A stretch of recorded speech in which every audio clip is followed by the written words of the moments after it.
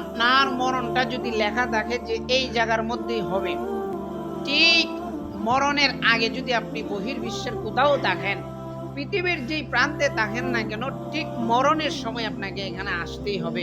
পৃথিবীর মধ্যে অনেক কিছু বিজ্ঞানীরা বৈজ্ঞানিকভাবে সৃষ্টি করছে, কিন্তু এখন পর্যন্ত মরণ থেকে মানুষকে আটকাইতে পারে এমন কোনো ডিভাইস, এমন কোনো যন্ত্র পৃথিবীর বুকে কেউ বানাইতে পারে নাই। মরণ এমন একটা যন্ত্র, যেই যন্ত্রটা আল্লাহ পাকের হাতে কেবল সীমাবদ্ধ, আর কারো হাতে এটা নাই। যদি অন্য কারো হাতে থাকতো, তাহলে দুনিয়ার মানুষের খাসলত অনুযায়ী যার সাথে যার জিদ আছে, যার সাথে যার শত্রুতা আছে, টিমা মাইরা সুইচ অফ করে তার জীবন নষ্ট করে দিত। হইতো না এমন?